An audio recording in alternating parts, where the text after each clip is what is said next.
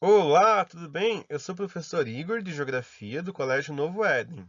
Hoje vamos trabalhar conteúdo de oitavo ano, Impactos Ambientais, América e África. Pessoal, observem nessa imagem, nesse slide. É uma coisa muito comum hoje em dia, né? Você ligar seu televisor e se deparar com notícias de vazamento de petróleo, de poluição, de aquecimento global, de incêndios e desmatamento. Pois bem, esses são os prejuízos que o homem tem trazido para o nosso planeta. Esses são os impactos ambientais gerados por ação antrópica, por ação do homem. Quais são eles, professor? Então, todo impacto ambiental é uma alteração de condições do meio ambiente ou de seus elementos presentes neste, em consequência de atividades humanas, tá? Observe essa imagem aí. Lixo nos rios, emissão lá de gás de dióxido de carbono, monóxido de carbono. Você tem ali, ó, a praia suja, enfim. Esses impactos na América e na África, foram os principais? Em 2010, explodiu uma plataforma da companhia Deep Horizon, tá? Da BP. Essa Deep Horizon é uma plataforma suíça, de origem suíça, mas que a British Petroleum, que é uma empresa britânica, era quem gerenciava, era quem operava essa empresa. Tá? Essa plataforma explodiu, matando 11 funcionários e ferindo gravemente outros 7. Ela vazou 5 milhões de barris de petróleo no mar. Então, tipo, ela durou muitos dias, quase 3 meses o vazamento. Tá? Foi o maior vazamento da história. Causou muito danos ambientais. Então, uma vez aí que a extensão do desastre se estendeu-se por mais de 1.500 quilômetros pelo litoral dos Estados Unidos. Então, muitas espécies aquáticas ali, muitas espécies da fauna e da flora foram afetadas, tá? A poluição, a contaminação da água aí que perdeu aí seu nível de oxigenação, matando muitos peixes e causando muitos prejuízos para aves migratórias, enfim. Pessoal, mudanças climáticas no nosso planeta aí, muito associado a atividades humanas. Com certeza um impacto ambiental influenciado por atividades humanas. Esse gigantesco ciclone, já que considerado um furacão, em 2005, a passagem desse furacão causou um dano material, um dano social, um dano ambiental enorme ali na costa sudeste dos Estados Unidos, na costa sul e sudeste dos Estados Unidos, próximo ali do Golfo do México, especificamente na região ali de Nova Orleans. 1.500 pessoas morreram, 134 mil casas foram destruídas, barragens do rio Mississippi rompeu-se, alagando todas as cidades do seu entorno. Prejuízos incalculáveis. Olha aí como é que ficou as cidades onde ocorreram ali, no entorno do rio Mississippi. As barragens do rio Mississippi romperam e alagou todas as cidades do entorno.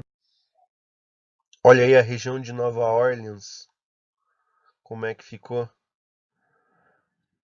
tá? Essa é a imagem, como é mais susceptível, porque já está numa região bastante alagada. E aí o que o governo teve que fazer, ó? Construir essa grande barreira de contenção aí.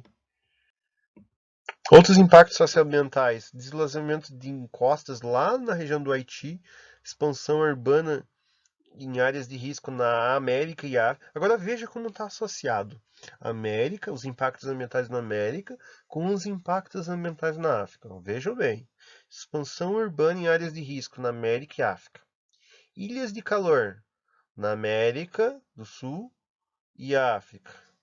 Desflorestamento na América Latina e África.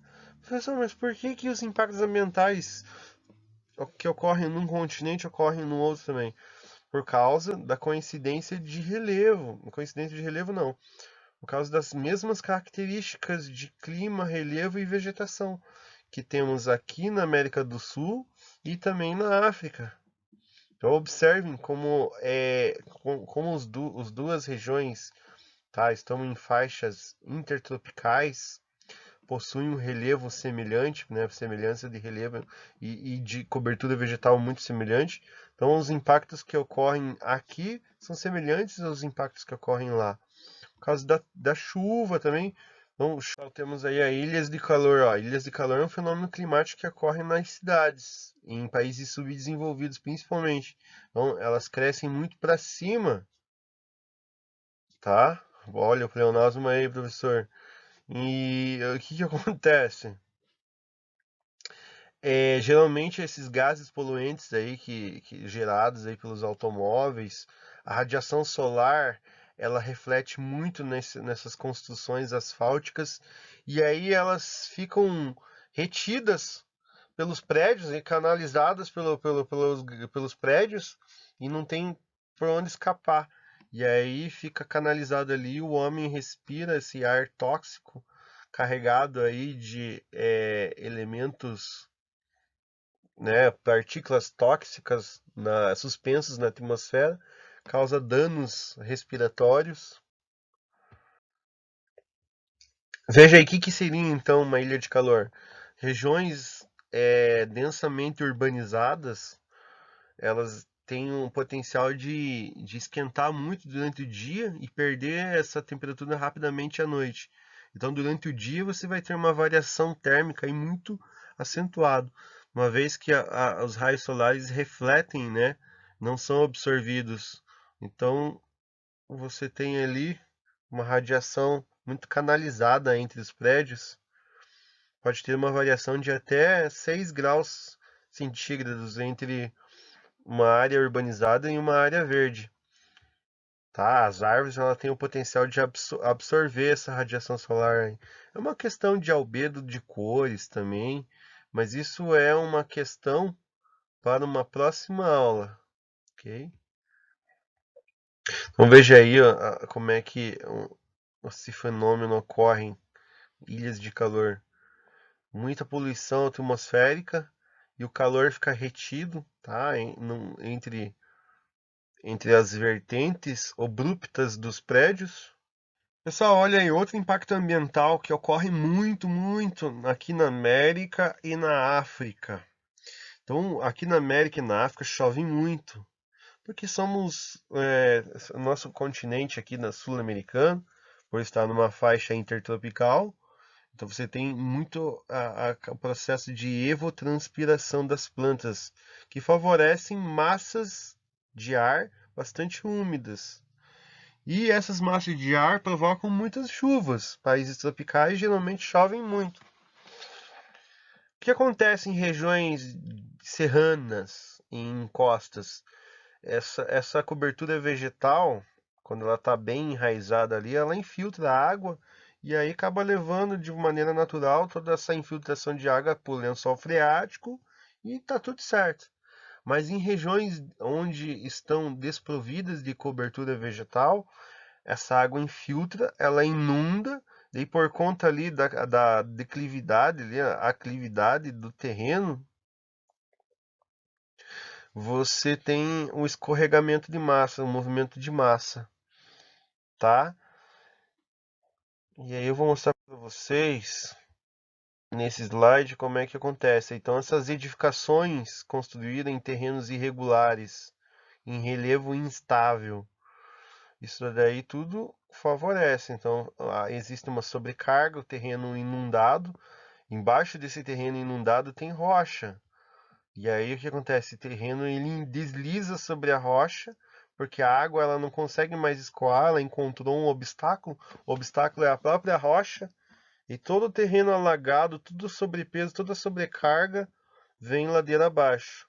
Nós chamamos isso de movimento de rigolito, na linguagem geográfica, um termo bem geográfico.